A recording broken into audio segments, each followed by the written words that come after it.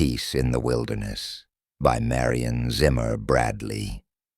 To explore the future with a mythmaker's divining rod may be a highly dangerous undertaking. You may venture far from familiar landmarks and find yourself turning a sickly shade of green. But so sturdily built and tremendous is the Trojan horse, which Marion Z. Bradley has envisioned here, that the iron clang of his hoofbeats may even now be deceiving the world of tomorrow. The strangest of strange events becomes terrifyingly real, and suspense mounts high indeed in this unusual novelette by the author of Jackie Sees a Star. Like the great wooden horse of Homeric legend were the Pharygs, an enemy at the gates of a New Ilium's space-defended towers. Chapter 1. The counterman was getting nervous. Carrie Donaldson was the last customer in the little cafe. The clatter of dishes had completely subsided, and to either side of him the cracked white tile counter and worn stools were bare and clean and empty, although Carrie was a well-dressed man far into his 40s. The counterman hovered disrespectfully around him, giving a perfunctory toweling to surfaces already spotless. Finally, his starchy apron a-crackle with audible irritation, he demanded, "You got far to go, mister. It's getting close to curfew." As if to emphasize the man's words, a blinding dazzle of white light flared in the street outside, arching through the glass front of the cafe. "Not far," Carrie said, and paid no attention to the lights. For 13 years, no street on earth had been dark at night, and during all of those years without darkness, Earth had been in a state of total war. A young man had come into the cafe with the lights and was making his way toward the far end of the counter. As the counterman turned toward the new customer, Carrie pointedly buried himself in the front page of the Times Telegram. Behind his paper, he turned his wrist to look at the dial of his watch. Half an hour before curfew, the message had said, "I'll come up and speak to you, but don't speak to me." Carrie knew the headlines by heart, for he had scribbled his personal blue pencil OK on every story. For 5 years now he had been editor and part owner of the Times Telegram. Yet he continued to study the columns, as if something might be hidden there that would give him a clue to the mystery which had led him to seek a possibly dangerous meeting with a total stranger. The main story read, "Ex-government scientist affirms moon base possible." Earlier in the day, Carrie had skimmed it professionally for typographical errors, and now he shrugged off the story itself with cynical amusement. It was nothing but a rehash of the usual hopeful platitudes. The Moonbase project had been definitely abandoned. United Earth had been trying for 12 years to set a rocket on Luna, and before that, the Free Americas and the Asian Alliance had ruthlessly trampled one another in a futile race for a satellite station. But no drive, no known fuel, could successfully propel a rocket beyond the outer limits of Earth's gravity. That afternoon, Carrie had received a phone call from a dead man. Ben Thrusher had been a rocket research expert for the government of the Free Americas, but a tragic accident had made him one of the earliest casualties in Earth's war against the Pharygs. Or had it been an accident? Farther up the counter, he heard the waiter grumble, "Counter's closed, lad. Too near curfew. You want to get picked up by the night police." "I only came to meet a friend here," the newcomer said. Carrie, lifting his eyes from a routine headline, "Pharyg atrocities spark curfew crackdown in Dallas," looked up quickly and found himself staring at the face of a tanned youngster, maybe 19, maybe even younger. He was wearing blue jeans and a leather jacket. "You must be Mr. Donaldson," the youngster said. Carrie stood up. "And you're Lewis Fallon?" he asked. The youngster nodded and touched Carrie's extended hand briefly. "I thought you wouldn't show up," Carrie said. "Coffee?" "No time," Fallon said. "Like the man said, it's near curfew, and we don't want to get picked up by the night police, do we? Now." The youth spoke with a faint inflection of sarcasm, looking past Carrie at the recruiting poster which hung over the cash register. "An earth divided is an earth conquered. Join the night police. Serve in your own community." Carrie shrugged into his overcoat and flung a greenie on the counter. The counterman, making change, sounded apologetic. "I didn't mean to hurry you up, mister. Only I live way out in the suburbs, and I don't want to go home under police escort again. My wife gets nervous." "That's all right," Carrie said. "Sorry I kept you from closing on time." He left the change and went out into the glare of the streetlights, the Fallon youngster walking easily and warily at his side.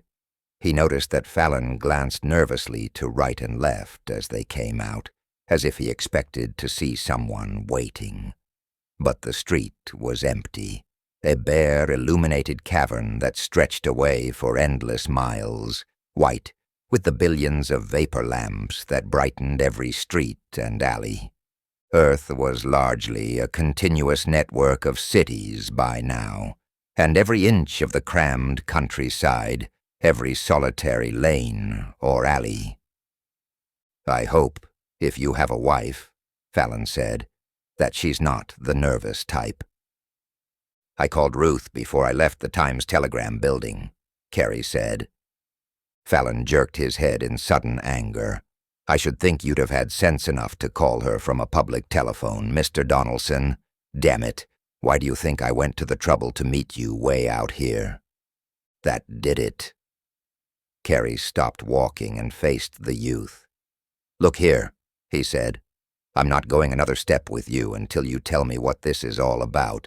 Precisely where are we going, and why are you acting like a criminal conspirator?" Lou Fallon frowned. "I should have warned you. Your office phone? Can you swear it's not tapped?" "Of course it's tapped," Carrie said, startled. He did not need to be reminded that newspapers, and other organs of information, were heavily censored for purposes of public wartime morale. Fallon jammed his hands down in his pockets and sighed. "Well, I've brought you this far, so we may as well go on, but I don't like it. If that's the kind of person you are." He checked his rising anger with a visible effort and named a hotel halfway across town. "But we can't get there before curfew, can we?" Carrie said. "Hadn't we better give our route and destination to the night police?" Fallon turned abruptly, his young face tense in the bluish light. "Get this, Mr. Donaldson. I'm taking you to Ben Thrusher. If the night police get wind of this, you'll lose the biggest news story of the year, to say nothing of what would happen to Ben. It was Ben who wanted it this way. Now are you coming or aren't you? And to hell with the curfew. I can remember when it wasn't a crime to be on the streets whenever you had business to transact. Law-breaking comes hard to a respectable man. If you'd printed as many stories of Farrig atrocities as I have," Carrie told him, "you'd know the curfew laws were for your own protection." Fallon muttered something under his breath and went on. Carrie followed, but he was not at all reassured. For many years only the night police, equipped with neuron guns, had dared to walk the streets after curfew. The Farrigs were immobile in daylight, but at night, despite the inhibiting curfew lights, they marauded the world. If they escaped the unknown menace of Farrig attack, there was still the dangerous risk of a crippling neuron blast. Neuron guns were fatal to the non-human Farigs, and the night police had orders to shoot first and ask questions afterward. The assumption was that if you were human, a neuron blast wouldn't do you any lasting damage. It was assumed that anyone on the streets after curfew without police escort, except in the protected areas reserved for necessary night workers, was either a criminal or a Farig. No honest or sane Earthman had any business on the streets at that hour. Carey quickened his steps to match the hasty walk of the younger man, and all at once, a random, surprising memory darted through his brain, and he said aloud, "Lou Fallon." The youngster turned impatiently, and Carey repeated, less sure of himself, "Lou Fallon, but no, it can't be. You're much too young to be the Lou Fallon who was killed by Farigs 8 years ago. The Rocket Man, that was my father." Lou Fallon's mouth was tight. He wasn't dead either, until a week ago. "I don't understand," Carey said. "Ben Thrusher and I were roommates in college, and we worked at a civilian center during the 3 Days War. He was about the best friend I had until the Farig invasion came, and the army took Ben for rocket research. He and your father were killed when the Farig sabotaged an experimental rocket." "Rubbish," Fallon blurted out, then added quickly, "Look, I can't explain. Ben Thrusher will have to do it." Carey had thought, at first, that the whole thing was a cruel or sinister hoax, but now the youngster's attitude convinced him otherwise. He hurried along, trying to match Fallon's stride. It was 4 minutes to curfew, and the streets were totally empty, but every shadow where the arch of light fell away became the possible lurking configuration of a concealed Farig, or a uniformed night policeman, and there were many shadows. He slackened his pace, a hand to the stitch in his side, angry at himself for the upsurge of excitement aroused by his own guilt. He hadn't broken any laws yet. "This is the hotel," Fallon said abruptly. He stopped and added with a shrug, "with just 1 minute to spare before curfew. Don't inquire at the desk. Go right up to room 407. He swung about on his heels and walked swiftly toward the rear of the building. Carey started to follow, feeling a sudden desperate need to insist on a further explanation, but the sudden wail of the curfew siren drowned thought for a few seconds. When the noise died away, he was standing inside the lobby, and a bellboy was bolting the doors behind him. Chapter 2. Carey went on up. When he rapped at the door of room 407, he was still breathless from climbing, and it occurred to him, perhaps tardily, that he might be walking into a trap. But he put up his hand notwithstanding, and knocked once loudly, determined to end the mystery as quickly as possible. "Who is it?" called a muffled voice from within the room. "It's Carey Donaldson." "Come in." Carey pushed the door open, and then stepped back in consternation. The room was in total darkness. The unseen voice arrested his retreat. "Wait, don't go. It's me, Carey." "Ben?" Carey moved quickly toward the sound, forgetting all caution. No one could have imitated that peculiar nasal inflection, even though the timbre of the voice itself had changed almost beyond recognition. "Don't put on the lights just yet," Ben Thrusher warned from the darkness. "I don't want to frighten you off before you know it's really me. Remember Lavender Hall? The Marshall twins, Nancy and Norma, and that old porch swing? How's Ruthie? How's my godson, little Phil? The baby, Judith, wasn't it? Must be almost 10 years old now."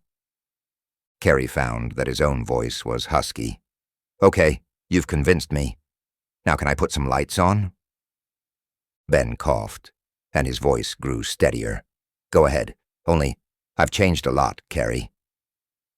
Carey found the light switch by the door and managed to flick it upward. A wide swath of light flooded the room. Carrie's breath caught in his throat, and he hardly recognized his own voice whispering hoarsely in the darkness. "For God's sake, Ben, I didn't know." The thing on the bed stretched its mouth in a grimace that ought to have been a smile, but wasn't. The skull was hairless, the face swollen, the lips a festering, toothless sore. The hands were wrapped in bandages that bulged out, awkward and useless, below the split sleeves of flannel pajamas. Ben Thrusher moved his head slowly from side to side. "Radiation burns," he said, steadily. "It doesn't hurt much at this stage, Carrie. But now you know why I wanted you to recognize me first in the dark." "My God," Carrie murmured, and it was a prayer. We thought you were dead 8 years ago. Did the Farrigs—" "Farrigs!" Carrie was horrified to see Ben's toothless mouth twist into a wide, tormented smile. "I might have known you'd say that." "But how did it happen? Ben, have you seen a doctor?" "No. When I came here, I was still recognizably myself in a dim light. A doctor would have reported to the army to make sure I'd die in a cell and never get a chance to say what I've got to say." Carrie started, feeling suddenly convinced that Ben's mind had been unhinged by suffering, but his eyes, mere slits in angry flesh, met Carrie's with a steady calm. "I'm not insane, Carrie. If you don't believe me, call an ambulance, or to save trouble, call the night police. The outcome would be the same. You'd never see or hear of me again. They'd hold me incommunicado, and my death would not be long delayed. If you're in mortal terror of the dictatorship, I can die, all right, without your help. Only I thought you had courage enough from the old days. The courage to be an honest newspaperman and tell the public the truth." "Sure," Carrie soothed. "But first we've got to get you to a hospital, old fellow. I won't let them lock you up." Again the slow, tormented smile. "Stop humoring me, Carrie." One of the bandaged hands moved, clumsily tugging at Carrie's arm in an absurd but heartbreaking gesture of reassurance. "The doctors couldn't do much.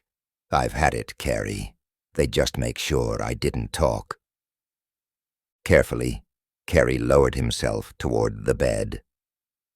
Ben winced, warding him away with a clumsy forward movement of his shoulders. In tight-lipped concern, Carrie drew up a chair and leaned forward. "Why should they do a thing like that?" he asked. "I'm trying to tell you." The raw flesh around Ben's mouth contracted in a spasm that could have been agony or anger. "I'll give you a story that will shake the world. If he can print it," said a tight voice behind them. Lou Fallon came in, shutting the door carefully behind him. Instantly, Ben twisted on the bed in a convulsive movement of pain and fear. "What does he mean? Carrie, tell me. I must know. Can you print it? Do we still have a free press?" "What the devil?" Carrie remembered that Ben was a very sick man, and compassionately amended his tone. "Of course we have a free press. Why not? Where have you been to ask that?" Ben Thrusher said, his voice muffled, "I've been on the moon." In 3 incredulous strides, Carrie was across the room, uncradling the telephone. Lou Fallon took a cat-like step toward him. "What are you going to do?" he demanded. Carrie let the dial spin back. "I'm going to call a doctor," he said. "Ben needs help." Lou Fallon wrenched the receiver from his hand. "Oh, no, you're not," he said, his voice defiant. As Carrie broke away, the bandaged man on the bed stirred. "Let him alone, Lou," Ben pleaded. Then more quietly, "Carrie, you idiot, come over here and listen to me. I'm not going to be able to talk much longer. My throat's giving me hell. I haven't the time nor the strength to spend hours softening you up and trying to convince you. You've got to trust me, Carrie. I haven't got many words left, and I'll be damned if I'll waste them." His voice thinned, and he lay back, his face ashen. There were dark stains on the rumpled pillow. Carrie returned to the bed and sat down. He said, "Do you mean the Farrigs have a prison base on our moon?" "No, not the Farrigs." Ben spoke with a flare of furious energy, then sank back helplessly, pressing one of his useless hands against his throat. Lou Fallon brought him a glass of water from a pitcher on the bureau, and Carrie supported him while he drank it in great, greedy swallows. Carrie could feel the fever heat in the man's skin. He pleaded, "Ben, if you're afraid to go to a hospital, let me take you home to Ruthie. I know a doctor who can be trusted." Ruthie. Ben's eyes brightened in momentary warm gratefulness. Then he shook his head. "Thanks, Carrie, but I've no intention of making it difficult for her. I've only a day or two left. It's just that I didn't want to crawl in a hole and die like a rat without a word to anybody." His eyes closed, and Carrie thought for a moment that he had fainted. He arose and began to tiptoe across the room. Maybe he could persuade Lou Fallon to some logical course of action, but at the first step, Ben's eyes opened. "Come back here, Carrie, and sit down," he said, raising himself with an effort. "I'm not dead yet. The army men picked up Chapman, and I'm supposed to have died in the crash." His voice held a brief trace of its old vigor, and he put a completely steady hand to his ruined face. "There was faulty radiation shielding in our ship. It was privately built, but you'd be surprised if I told you who financed it. We didn't have proper facilities to test it. Quite as important, we weren't fit to stand acceleration. That takes young men, tough, experienced test pilots. Fallon died when we took off. I made it, there and back. But Chapman and I won't live to be heroes. How about it, Carrie? Is the story worth it?" "Good God," Carrie said simply. For a moment, his eagerness to get all of the facts outweighed even his concern over Ben's desperate condition. A dozen urgent questions trembled on his tongue, but he resolutely suppressed his curiosity. "I still say you'd be better off at my house," he said. Lou Fallon crossed the room to stand beside him. "I'm afraid he's right," he said. "There's an alert out on the night police frequency. I was listening just now. I knew it was a mistake to call you at the newspaper building." Ben said in a barely audible whisper, "I don't want to get you in trouble if I can help it, Carrie, or you either, Lou." Fallon made a reckless gesture of repudiation. "Trouble's what I'm looking for. This was a free country once. They owe me something for all the years I thought my dad was dead." Ben Thrusher sank back against the pillows, his body racked by coughs. When the spasm quieted, he muttered, "Remember, Carrie doesn't know, and we've no time now to explain. Can you get us out of here?" "I guess so, if Mr. Donaldson isn't afraid to take a few risks," Fallon said bitterly. Carrie turned on him angrily. "Knock it off, will you? I'm here. Isn't that enough?" Like many men who lead fairly dull lives and only daydream about adventure, Carrie resented its intrusion into everyday life and felt almost personally indignant about what seemed like heroics on young Fallon's part. Still, in some obscure corner of his brain, he knew that Ben was neither raving nor a madman. Fallon had slipped out of the room, and Ben now lay with his eyes closed. But Carrie, seeing the swollen lids flicker, guessed that the dying man was only avoiding questions. It was vitally necessary for him to hoard his small strength, but a furious impatience nagged at Carrie, and he paced the room restlessly until young Fallon reappeared. Over his arm, the youth carried a huge, loose raincoat. He said to Carrie, "The place is all locked up for curfew, but there's a service door. If we get caught, Leave everything to me." He went to the bed and drew back the blankets. "Do you think you can walk, Ben?" he asked, his voice tight with concern. Carrie gasped with horror. Ben's feet were swollen to nearly 3 times their normal size. Fallon produced an enormous pair of carpet slippers, slit them at toe and heel, and knelt to put them on the useless feet. Ben forced himself painfully to a sitting position, and just as he did so, Lou broke into Carrie's frozen dismay with a rasping, "Come and help me, Mr. Donaldson. Can't you see we'll have to carry him?" They bundled the raincoat over Ben's pajamas, lifting and supporting him. Ben crossed the room in a shambling walk, dragging himself along between Lou and Carrie as if the men were living crutches. Although he did not say a word, Carrie felt him wince and heard the harsh catch of breath each time he set one of the swollen feet to the ground.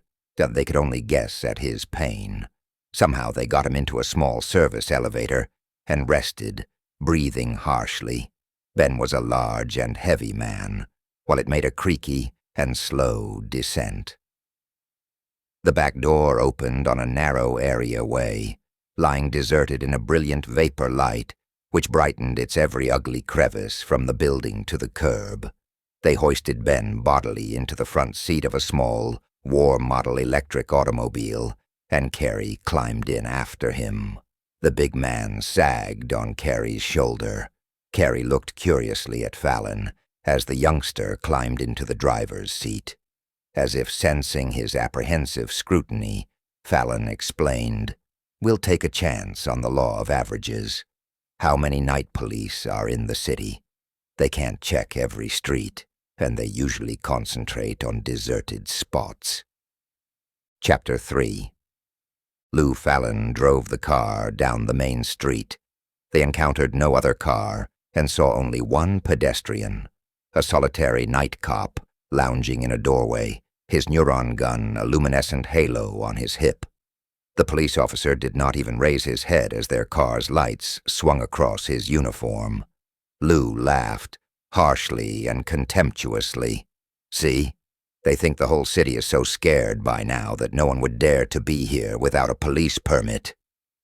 They were rapidly approaching Carrie's street, and the newspaperman was beginning to relax. He had almost convinced himself that the peaceful drive was an anticlimax to a melodramatic prelude when a blinding shaft of light crossed their headlights. One of the small fast Prowleys darted from a side street and completely blocked their passage, blinking a menacing red signal. Lou jammed on the brakes. A uniformed man jumped from the Prowley, his right hand ghostly by the phosphorescence around his neuron gun. He strode up to the car. "What is it this time?" he asked, angrily. "Are you taking your wife to the maternity hospital? If you're not, your excuse had better be good." Carrie was startled. As was so often the case with law-abiding citizens, it had never occurred to him that the night police had to deal with such minor violations fairly often. In the news stories he printed, such violations were a serious matter, and the night police fast on the trigger. This particular officer had his neuron gun in readiness, but otherwise he sounded like an argumentative daytime traffic cop. Lou completely lowered the front window. "I'm glad we ran into you," he said. "My friends and I were playing cards at my house and we forgot the time. It was after curfew when we broke the game up, and when I tried to call up for a police escort, my phone was out of order, and this guy's wife is waiting for him. We called and called, but we couldn't even get the operator. So we decided to go out and hunt one up." The nightman glanced in the window, his disinterested eyes passing over Ben, sagging beneath the raincoat and slouch hat. He stared for an instant at Carrie in his neat snap brim and overcoat. Then he holstered the neuron gun. "Go ahead," he said. "I'll follow you." They pulled up before Carrie's house, and the policeman got out of the Prowley again and came to the car window. I want to see you get in off the street. Go on in right now. And another time, keep an eye on the clock, will you?" Lou grumbled. "Hell of a note when it's a crime to drive your friends home." The policeman was bored, but courteous. "It's no crime to be on the street, but the law says you have to tell us beforehand for your own protection. That way we know who you are and where you'll be, and won't make the mistake of shooting you for a fair rig. You want me to radio for a permit for you to drive home?" Fallon looked at Carrie. "No thanks, we'll spend the night here." "Sure, glad to have you," Carrie said, picking up his cue. The policeman lost interest and turned away. For his benefit, Lou said in a loud voice, "Our friend here's had one too many. We'd better give him a hand, or he'll flop on his noggin." Grudgingly admiring Fallon's quick thinking, Carrie helped him hoist the sagging Ben out of the car. As they stumbled up the steps, Carrie saw, behind the curtained window of the front door, the silhouette of a woman. He called out, and the door opened from inside. Swiftly they hauled Ben over the threshold. Ruth Donaldson, her fingers still gripping the door handle, cried out in relief as Carrie came toward her. "Carrie, oh darling, do you know what time it is? I was so frightened." Her eyes fell on the sagging man, and all the blood ebbed from her face.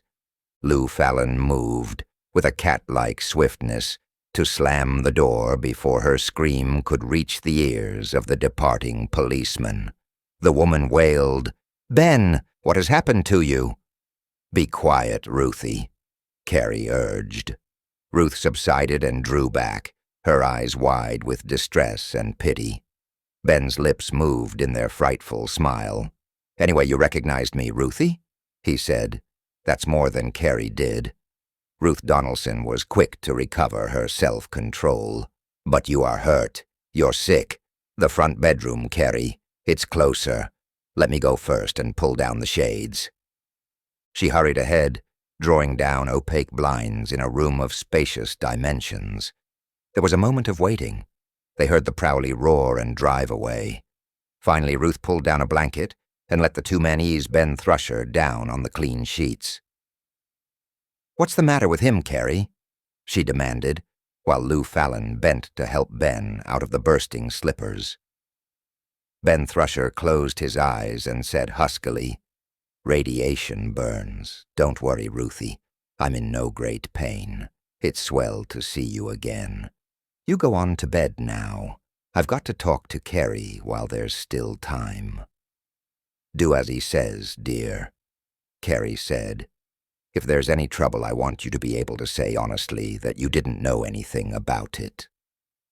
Ruth started to leave, then turned in bewildered uncertainty toward Lou Fallon. Carrie, recalling himself, said, "Mr. Fallon, my wife. You remember Dr. Fallon, Ruthie?" Ruth nodded. "Yes, of course.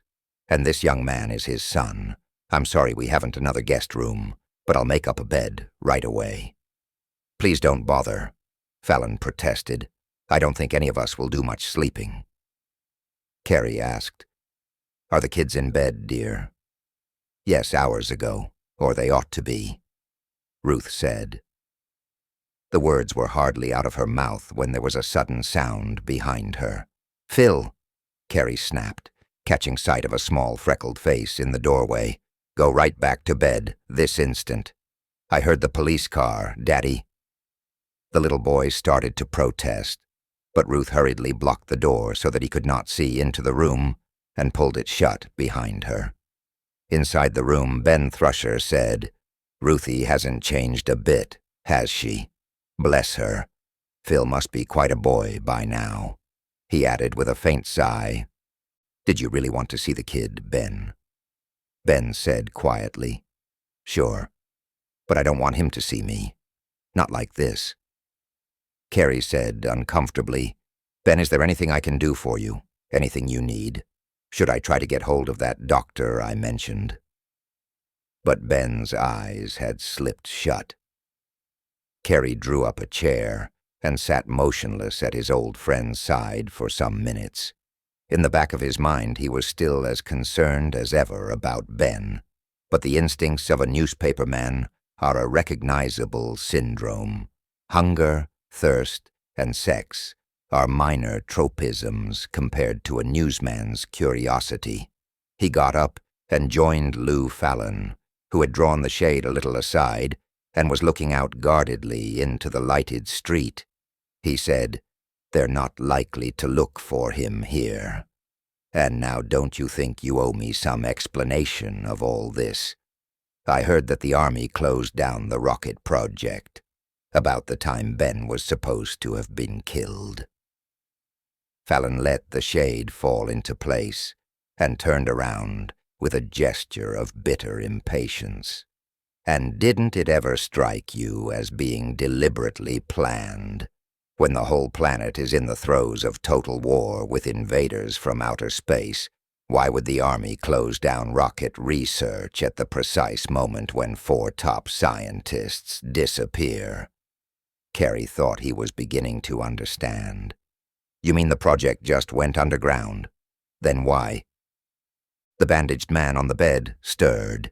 He said, "Let me tell it, Lou. No, it wasn't an Army ship. You might call me a fifth columnist.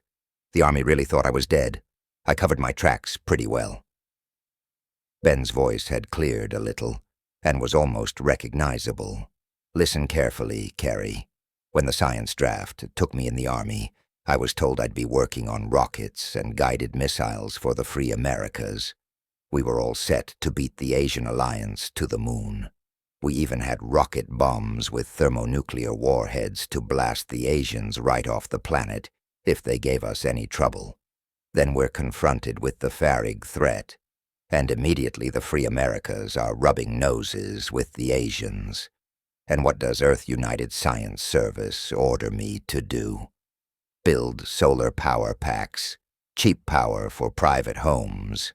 War effort, they called it.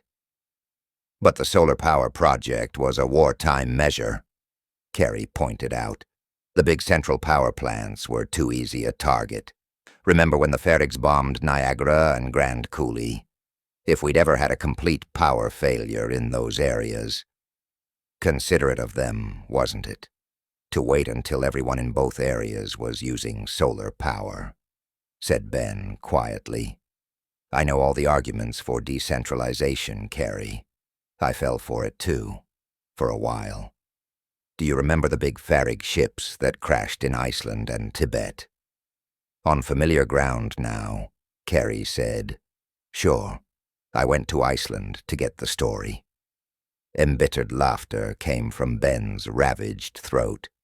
"I'll bet you didn't get within a mile of it." "You lose your bet. I saw it from 200 feet, but I wasn't allowed aboard, and the Army officials deliberately exposed all the film we brought, so we couldn't print photographs.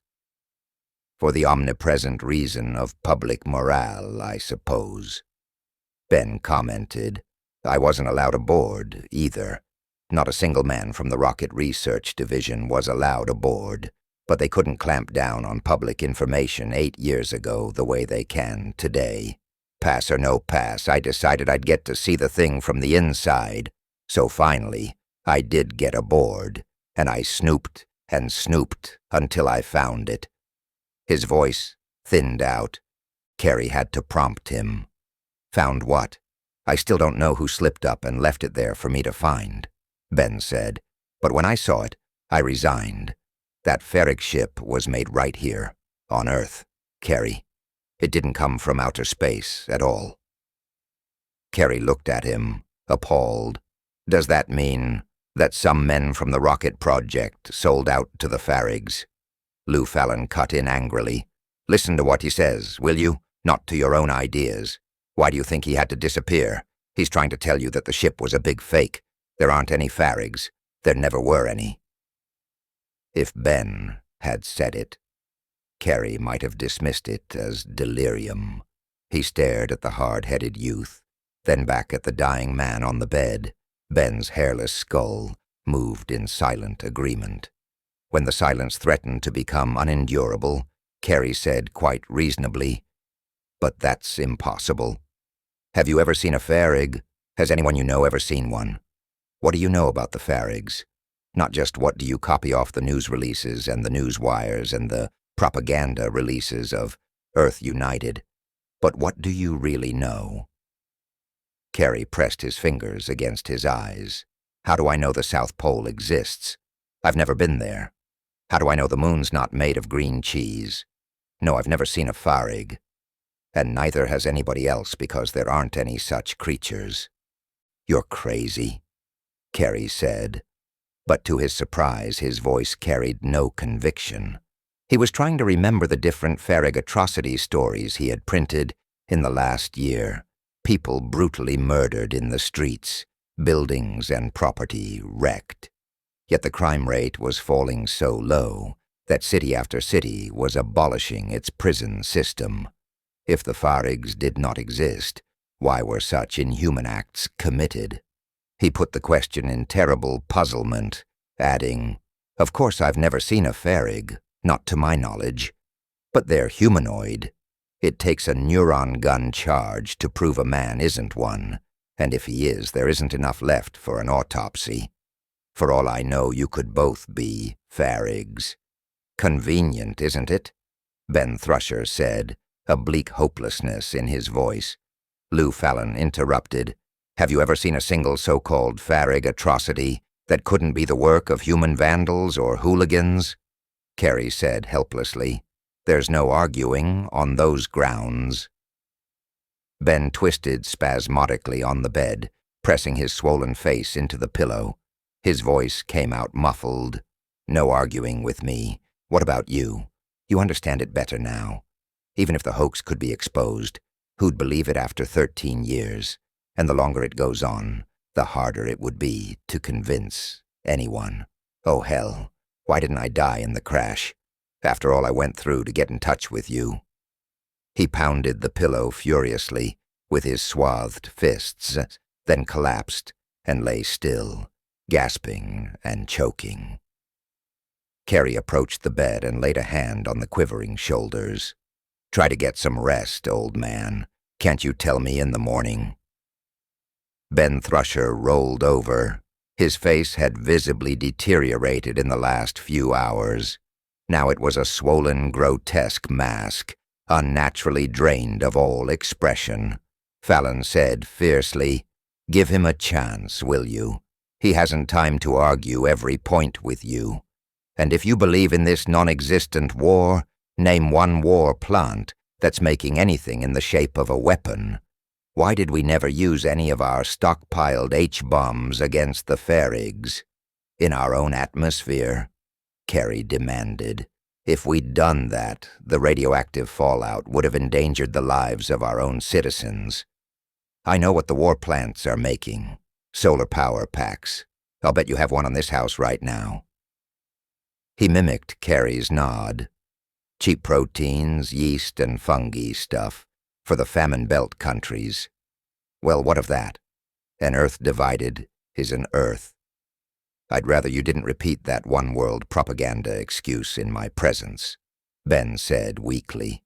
"Why didn't we accept the risks and wallop the Farrigs right out of the solar system? When we didn't even have space flight?" Ben gave an almost inarticulate groan of protest. "We didn't have space flight? The everlasting hell we didn't. I developed the drive myself, my team, that is, and the Army of Earth United thanked us politely, closed down the rocket project, and told me to go build solar power packs instead." His voice failed, and Fallon took up the story. It had taken them 8 years. Young Fallon did not know all of the details, but he sketched them in. 8 years of being officially dead. 8 years of hiding, of working in secret. He would not name the private enterprise and industries who had financed the ship, but he was quite explicit about their reasons. They were men, and groups of men, who for one reason or another hated the new regime. They were men who had been appalled by what they considered the betrayal of the free Americas through cooperation with the Asian Alliance and who rebelled against the military rule which the population as a whole accepted as a necessity. They were above all men who objected to the decentralized police law, for although the Army of Earth United functioned on a planet-wide scale, there was no other government more central than the local government of each city. But why? Carrie asked. Would anyone deliberately set out to hoax a whole world? Isn't it obvious? Ben Thrusher stirred against Ruthie's embroidered pillowcases. Power. The seeds were planted far back in the Third World War, when they first began giving the president special emergency powers. The 3 Days War put the whole continent under martial law, and now their non-existent Farrig invasion has done the same for the whole world. Carrie was almost beyond speech. He got up and paced the room in silence. Finally, he said, "It makes a kind of sense. Only maybe there was an emergency you don't know anything about. Would you rather have the Free Americas and the Asian Alliance dropping bombs on each other? Remember the 3 Days War? But we won it," Ben said fiercely. "We were a great nation then. We could knock out half the world at the push of a button. And now?" Fallon chimed in. "And now we have a non-existent war where nobody gets killed except on paper, where the Asian Alliance no longer threatens our very existence, and where scientists spend their valuable time and resources fiddling with solar power and free food and birth control, when we could have freed the world and set our course for the stars." Ben's voice shook with the intensity of his emotion. "Carrie, what have we got?" Beyond the window, the curfew lights winked out. "If you're right," Carrie said thoughtfully, "we've got what men have been looking for since history began. We've got peace." Ben Thrusher shook his head. "Solitudinem faciunt, pacem appellant," he quoted with heavy bitterness. "They make a wilderness and call it peace." Chapter 4. Sunlight was streaming in through the window of Carrie's private office. He stared at the sheet of paper which he'd just removed from his typewriter and said, more to himself than to Lou Fallon, "Someone once said that you can't fool all of the people all of the time." "The hell you can't." Fallon's voice was bitter. "It's been done time and time again. Hoaxes, even clumsy and silly ones, have thrown whole states into panic until somebody in an official position denied them. This time, there were no denials, that's all. What do people believe? On a world as big as this one, by and large, they believe what they're told." Fallon leaned across Carrie's desk. "Listen, I was a rookie in the night police. I never saw a Farrig, but it never occurred to me to doubt their existence. My training manuals told me how to fight them. I had a special gun to kill them. My whole job was to keep people off the streets, to protect them against the Farrigs. If a crime was committed, and we failed to actually catch somebody in the act, everyone assumed that the Farrigs had done it. Humans weren't supposed to be capable of such things. I'm just learning what humans are capable of. 1,000, even 500, people could know and share the secret, and a whole world could be hoaxed." Carrie handed Fallon his editorial. "If we can get this into print, we can start people asking questions," he said. He was remembering all he had heard from Ben and from young Fallon after he had finally persuaded Ben to take a sedative and try to sleep. Carrie himself had not slept at all. During his years as head of the Times-Telegram, he had been content to print the news as he received it. He had been content to be just another dupe in the human herd. Now Ben Thrusher was giving his life so that the truth could come out. The fact could not be disputed. If Ben had given himself up for immediate medical attention, they might have been able to save him. By the ghosts of all newsmen, here was a crusade worth taking on. The youngster was musing over the editorial.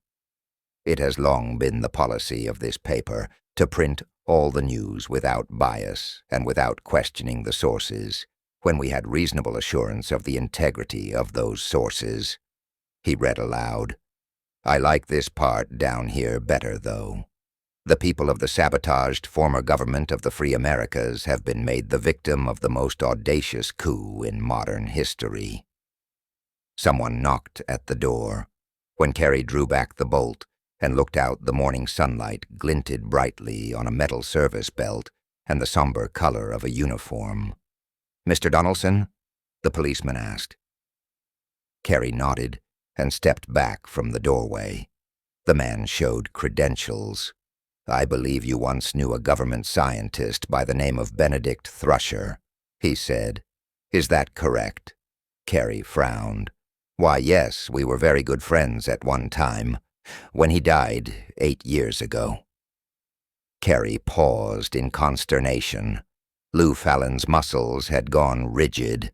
He tried to telegraph to the youth with a casual nod that what he was witnessing was just the routine inquiry which he had been expecting all along. But it was no use. He knew he had to get Lou Fallon out of the room before he did something unwise. Carrie said to the policeman, "Excuse me, just a minute." Then he pointed to the editorial in Fallon's hand. "Joe, take that down to the press room and tell them to give it a box on the front page." He prayed that Fallon would see through the little comedy and would obey him without question. He had a bad moment. Fortunately, the policeman's back was turned, when Fallon looked startled and indignant, but he need not have been alarmed. Fallon glanced down at the editorial and almost instantly departed. "Check, Mr. Donaldson," Fallon said. Carrie tried not to let his relief betray him. He turned abruptly and gave his attention to the policeman again. "You were saying?" The officer put his credentials away. "Please come with me, Mr. Donaldson," he said. Carrie's solar plexus knotted. "Do you mind telling me why?" he demanded. "I'd rather not say here," the officer replied. Carrie stood up and reached for his coat. It still might be the routine inquiry, more as a test than as a real question. "May I call my wife?" he asked. The policeman motioned Carrie to precede him through the door. "There's no need for that," he said. "You'll be coming right back." Carrie framed a silent, "Oh yeah?" But he did not say it aloud. He sagged despondently in the seat of the Prowley, while the sirens screamed through the jammed streets. After a few minutes, he decided that a too stubborn silence could be as dangerously revealing as unguarded talk. "Why am I being taken in a police car?" he asked, in a dignified way. "Where am I going?" The officer answered at once. "Your friend didn't die, Mr. Donaldson. He's up in the police precinct hospital. I guess he asked for you." "Ben Thrusher?" Carrie felt trapped. He had been so sure that Ben would be safe at his house. But if they had taken him from there, what might have happened to Ruthie and the children? He found himself wishing that Ben had chosen a man without wife or children to confide in. The precinct station of the night police was an immense remodeled factory. Inside, the halls were dusty and full of odd unfamiliar smells. Only on the top floor was the corridor sanitary and pungent with the flavor of disinfectants. Still shepherded by the policeman, Carrie found himself being hustled along behind the white-smocked back of a capped nurse. The policeman said in a whisper, outside a door, "Your friend's in there. I better warn you, he's a mess. I guess the Farrigs had him prisoner all these years. He looks like it, anyway." Carrie went in. The walls and the bed and pillows were a pale, frosty green. Ben's face, against that cool background, was shocking, horribly disintegrated even in the few hours since Carrie had last seen him. A needle dripped fluid into an immobilized arm. The hands, tightly rebandaged, showed brownish stains through the white folds. Across the bed, Carrie faced a tall, darkly handsome man, uniformed, not in the somber color of the night police, but in the blazing blue of the Army of Earth United.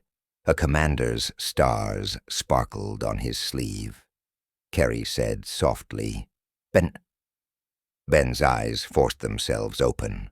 A pallid flicker of recognition stirred in them, and the hideous cavern of the mouth moved. From somewhere back of it, a deep despairing sound came that might, or might not, have been a word. Even that much effort twisted the ruined face into spasms, and the tall man on the other side bent forward. "Don't try to talk," he said gently. "Everything's all right." Questions were screaming inside Carrie's brain. Questions Ben could never answer, and the police probably would turn aside. He stared in fierce interrogation at the stranger, who bowed very slightly. "Mr. Donaldson," the tall officer said, "I am Commander Shakara Lal, stationed in Delhi." He offered his hand, but Carrie ignored it. The commander walked around the bed. "I assure you, Mr. Donaldson," he said, "we knew Ben Thrusher's whereabouts long before he tried to contact you. We had not the slightest desire to make him prisoner, although if he had surrendered himself sooner—" He broke off, looking at Ben's inert body. "Dr. Chapman is recovering nicely," he added. He spoke perfect English, but a certain extra precision and sibilance betrayed that it was not his native language. Carrie started to speak, but just then the face on the pillow suddenly loosened and seemed to come apart. The nurse started forward, then tightened her lips and said reproachfully, "He's gone. If we'd had him here a week ago." While the nurse drew the sheet over what had been Ben Thrusher, Carrie stood motionless, unnerved by tension and grief and a sense of futile wrath. He looked up suddenly and realized that Commander Lal seemed equally unnerved. The Indian was looking down at the shrouded form, and his fists were tightly clenched. He said aloud, and not to Carrie, if he could have waited only 3 more years, he would have seen the end of it. He could have had the glory he deserved. He raised his head, and now he was speaking to Carrie. "There's nothing more that anyone can do now for him here. Mr. Donaldson, will you join me in the office downstairs?" He left the room without a backward glance, walking with an air of authority, as if it never occurred to him that anyone could question his orders. Carrie's brain, cold with anger, began working again as soon as he stepped out into the corridor.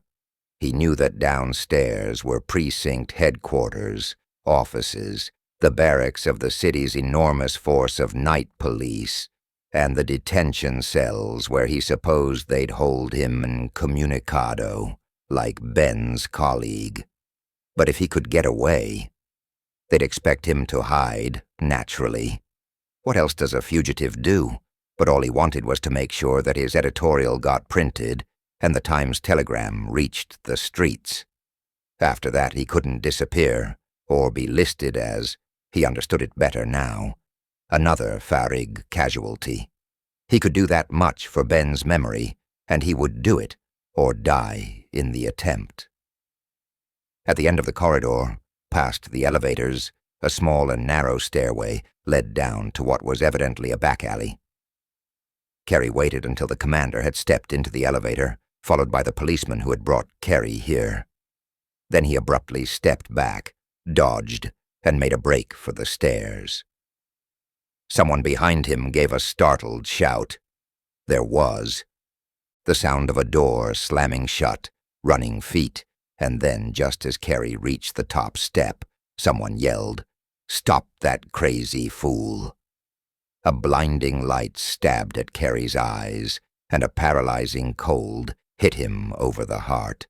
Then every nerve and muscle contracted in agony, and he collapsed in a bundle of jerking reflexes. Conscious but powerless to control his body, he felt himself rolling, twisting, and bumping down the stairs. His head struck marble, and he blacked out. Chapter 5. Carrie became aware again of his surroundings very slowly. First there was light and air, and the jab of a needle in his biceps. Then his eyes blinked open, and sunlight pierced them like another needle. There was a painful prickling in every part of his body, and he groaned when he tried to move his feet. He was lying, without his coat and shoes, on a hospital bed, and a young man in a white jacket was standing beside him. "You wake up again. Good." He looked down at Carrie, chuckling. "What happened to you? A touch of the sun. Well, we're all more or less crazy these days. I'm afraid you'll be stiff and sore for a few days. Those neuron guns are no joke." He beckoned to a nurse who brought a sterile tray. The intern rolled back Carrie's sleeve, dabbed at it, and jabbed him again with a needle. Carrie's lips were still stiff. He put up his hand and rubbed at them and managed to mumble, "What's that?" "Neurotone," the intern said. "If you have much muscular pain, see your own doctor and get another shot." He turned to someone just outside the door. "He's all right now. He must have caught it right in the chest. Good thing you have a strong heart, Mr. Donaldson. A man your age doesn't want to take too many shocks like that." A policeman stood hesitant in the doorway. "Listen, mister," he said. "I'm sorry I had to shoot you. Only don't you never run away when a policeman yells at you. You know we can't take chances with the Farrigs." "You needn't apologize, Sergeant," said another voice behind him. Carrie, stooping to lace his shoes, straightened and swung his feet over the edge of the bed. He looked up at Commander Lull, who made a dismissing motion at the policeman. "A guilty conscience is a very bad thing to have around a police station, Mr. Donaldson," said Commander Lull. "If you had waited for a minute, you would have known there was no charge against you. And just to relieve your mind, I may add that you will be perfectly free to leave here in half an hour. However, I must first request the favor of an interview." Downstairs, in a small, windowless office, the commander took a seat behind a battered desk, obviously not his own, and gestured Carrie to a chair. "Before we begin," he said quietly, "I want to make one thing clear. Ben Thrusher was brought here at his own request, a statement which the members of your family can verify. At the last moment, I believe he didn't want to make trouble for you by dying in your house." His eyes, dark and level and severe, met those of Carrie across the desk. "I assure you that you are in no personal danger," he said. "On the other hand, it is absolutely imperative that we keep you from making, shall we say, irresponsible statements." The door to an inner office opened, and Lou Fallon, escorted by night police, came in. He looked a trifle rumpled and sinister, with a torn collar and the traces of a bloody nose, and he was accompanied by a man whose face Carrie dimly recognized before memory could put a name to him. He was Paul Chapman, the Australian rocketry expert who had dropped out of sight at the same time as Ben Thrusher. He was bandaged like Ben, and battered and toothless, but he was recognizable. Commander Lal dropped a crumpled piece of paper on the desk. "I believe that you'll want to reconsider before printing this," he said. Carrie did not need to look at it to know that it was the editorial and rough draft of the news story he had written. He crushed it in his hand. Lou Fallon said bitterly, "I did the best I could, Mr. Donaldson. Ben's dead now, like my dad. And for what?" "Be quiet, Lou," said Dr. Chapman, in a resonant voice which had a little of the same blurred quality as Ben's, but was made sharper by an accent of authority. "We appreciate what you did for Ben, only it was the wrong thing." The commander interrupted. "We all appreciate it, and I perhaps most of all. But your mistaken kindness killed him, Fallon." He leaned forward slightly and said, "I shall be perfectly frank with you, Mr. Donaldson. If you were a farmer, or a plumber, or the manager of a cigar store, we would let you talk all you pleased. for we could be quite sure that no one would listen. We could always have you confined, briefly of course, in a mental institution, as a precaution against anyone believing you, or at the worst. He paused. At the worst, we could have you listed as another Farrig casualty. Fallon burst out, and they call this a free world. The commander ignored him. There are laws against inciting to riot, he said slowly, as if searching for the right words. And you are in the peculiar position of having a large communications medium at your command.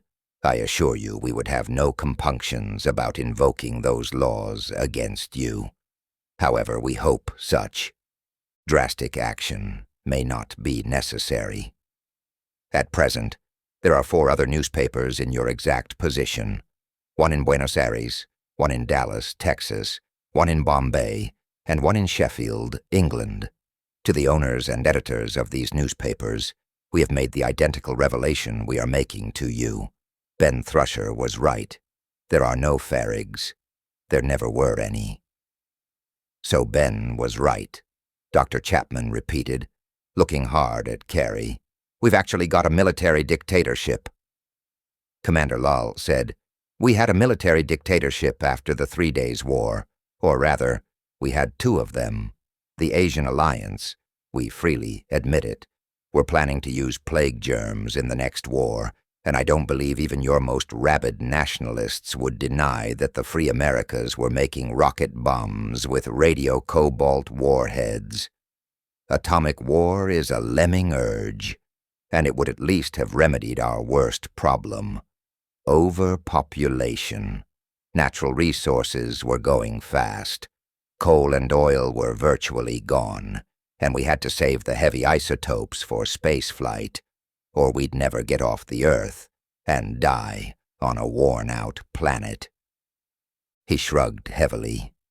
The Farrig invasion was a desperate expedient. The so-called military decision not to use H-bombs on the invaders was another. Actually, all the thermonuclear weapons had been dismantled to replace dwindling power resources until we could get workable solar power and to conserve something for space flight. If you were saving heavy metals for spaceflight, Carey asked bluntly, why did the Earth United pigeonhole Ben Thrusher's space drive? Dr. Chapman started to answer, but the commander asked bluntly, do you know what the birth rate is? Carey didn't. I understood, he remarked with sarcastic emphasis, that it was a statistic that could give aid and comfort to the enemy. Any development of a new frontier tends to raise the birth rate explosively. That's fine. When we open the planets, we'll need a high birth rate. But after the 3 Days War, you remember, the crime wave was so terrific that both the Americas and the Asian Alliance had to throw their whole armies into policing. With the high birth rate and scarce food supplies, most families couldn't get along unless both parents worked. With neglected children and too few schools and teachers, crime skyrocketed. The emergency, even a non-existent one from outer space, let us pass drastic laws which the public wouldn't have accepted in peacetime. Food rationing, conversion of luxury crops to food raising, the non-worker law for mothers of families. That was unpopular, but it did cut down juvenile crime. And the curfew law, Carey said. If there are no Farrigs, that's tyranny. You're perfectly right, the commander said. But the night police drain off the unemployed population. It's cheaper to pay them, as a civilian army, than to maintain prison systems and public welfare programs. If a man is unemployed or unemployable, he goes in the night police, and it's up to him and his intelligence whether he sweeps the streets or becomes responsible for the peace of a whole city. So that was it, Fallon muttered. Commander Lal rose restlessly and paced the room. The curfew lights, crimes were worked mostly in darkness, brought the crime rate down right away. Getting rid of unemployment and starvation took away all excuse for crimes. There are no more victims of society. The only criminals now are those who commit crimes of passion, and we don't need to be sentimental about them anymore. Most crime is prevented, and the rest can be punished effectively. Attributing all crimes of violence to the Farrigs made crime, in the public eye, equivalent to saying inhuman or alien, and destroyed the superficial glamour around crime and violence. Dr. Chapman raised a hand and made the very protest that was on Carey's lips. But in a free society, certainly man has inherent rights and freedoms. The commander looked tired. Yes, but freedom exists only where there is elbow room for a man to move without gouging his neighbor's ribs. We just don't have it on Earth anymore. And all idealistic statements to the contrary, no honest man needs that kind of freedom in these days. Men have short working hours and ample leisure. Any further freedom is license we can't afford. We've had to keep the population fed and in order until we can find living space or a differential method of birth control. I mean by that, a way to lower the birth rate without also lowering the rate of intelligence per 1,000. He looked at Carey. We could use your help. To keep on hoaxing the people? No, to unhoax them, if that is an allowable expression. Commander Lal returned to his seat. The Farrig invasion is almost over. When we get out into space, it will be simply to stage a few mock battles and defeat them conclusively and forever. Fallon demanded, but why not tell them the truth? The Indian propped his elbows on the desk. He seemed worn out with his long explanation.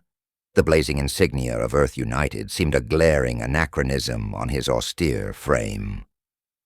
There is an Indian proverb, he began slowly, concerning the man who rode a tiger. He couldn't stay on, and he was afraid to get off. Now that we're on the verge of leading the people of Earth out into space, suppose we did reveal that the Farrig invasion was a hoax staged for our own purposes. Then suppose we met a real alien race. Good Lord, said Carey. It's entirely possible. Chapman said, I suppose history must eventually look at the Farrig invasion as a kind of air raid drill. Yes, the Indian agreed, to see whether Earthmen were capable of putting aside their individual concerns and functioning as a united world. With an apologetic smile, he touched the insignia he wore. Somehow to Carey it seemed that the insignia was insignificant now, and the man himself was the symbol of a greater power. Carey slowly crumpled the editorial he still held in his hand, shredded it, and dropped the pieces on the desk. You win, Commander, Fallon said.